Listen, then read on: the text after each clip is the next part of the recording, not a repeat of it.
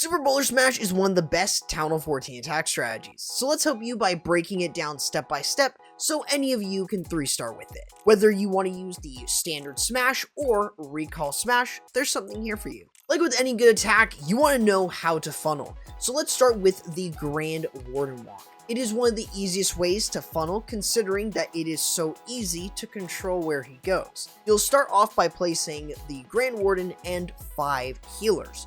You would also place in a balloon just before you place in those 5 healers to look for Seeking Air Mines. Since he has one of the longest ranges in the game, it makes him perfect for this type of funnel. However, he cannot funnel as quickly due to his lower DPS. So using troops such as wizards, sneaky goblins, or baby dragons to speed up can really help him a lot. He also can't handle too much damage, since anything more than 3-point defenses, for example, will severely hurt him. So use him in areas where there are either no defenses or very few, so you can prevent the use of a rage spell or defenses that are going to force his ability. This is pretty much the standard approach, but you need a proper siege machine. Now the Flame Flinger is your baseline siege machine that you're going to take with this army. Now you have 2 different choices depending on how the base is designed. If there are no traps or defenses that are in front of a given compartment, this could be perfect for using the Flame Flinger alone. This could be on either the left or right furthest corner, depending on where you start the Grand Warden Walk. All you want to do is just create a funnel with it. So as long as there is no mortars or expos, that can be a big plus, since that is a major weakness. However, if there is those type of defenses around a given area, you can pair the Flame Flinger with the Grand Warden Walk to provide tankage for the Flame Flinger, make it easier to get the value with the Flame Flinger, and of course, actually will help speed up the Grand Warden. You just also have to be very careful of skeleton traps and Teslas, as they can randomly appear, so it can cause some issues. Other than that, you can use stuff like balloons or Valkyries, which are all good choices to help remove those threats off of the map. However, if you have a lower level Grand Warden, or you just don't want to use the standard smash, you can always use the Queen Charge with a recall spell. This can alleviate the issues for those who have lower level Grand Wardens, but can be very, very strong in different situations.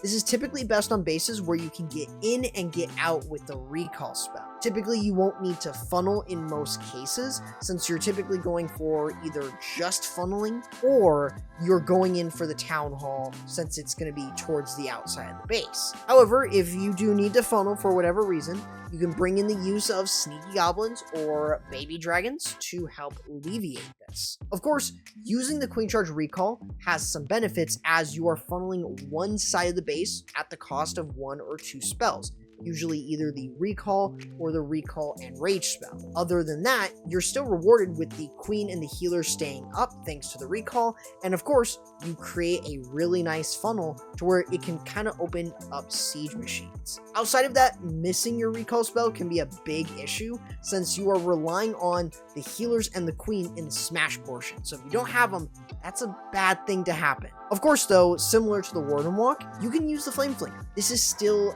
the same properties between the Warden Walk and the recall, Queen Charge recall, so it allows you to have a little bit more options. Of course though, is it worth using it all the time? There are some other situations where there are better siege machines for that secondary funnel. Now, setting one side of the funnel is one thing, but you'll want to make sure that you're cutting it off to make it easier for your super bowlers to even go into the base. Most of the time, you're going to be running the Barbarian King alone. This is usually used to cut off the funnel for your super bowlers. This can either be paired with the Flame Flinger to clear out regular buildings, or using him alone to cut off the funnel before you send the super bowlers.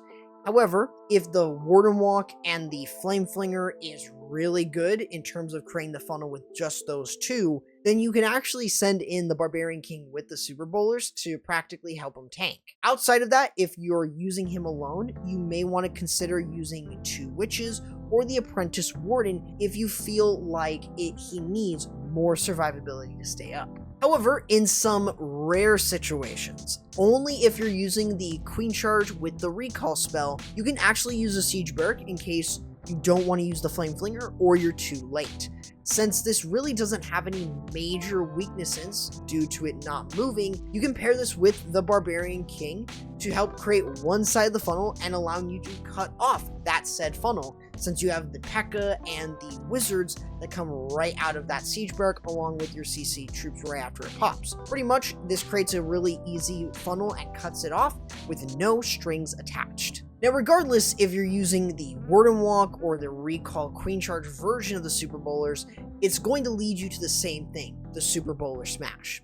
When you're setting this in, make sure that you have the Grand Warden following by either using the Queen in his aura to lure him over or using the Super Bowlers within his aura. It's much easier though if you have the recall spell, since you won't have to worry about luring the Grand Warden, since all you have to do is place him in. But before you actually send in all of your troops, I would recommend using a super wall breaker to open up the walls initially. Next, I would place in your Ice Golems, Electro Titan, and Super Bowlers to start moving into the base. Each of those support troops adds survivability for your Super Bowlers and your heroes. The Ice Golems are there to tank and to add a freeze upon its death, while the Electro Titans also provide tankage due to their high HP, but with their aura, they can deal with skeleton traps, both air and ground skeletons, alongside CC troops, meaning you don't have to bring poison. From here though, you will want to get ready to use your spells that basically can really overpower the rest of the base with the Super Bowlers. As you enter with those Super Bowlers, drop in an initial Rage spell, as this is going to push them right into the base. It pairs up really well with them since they just do a large amount of damage under Rage.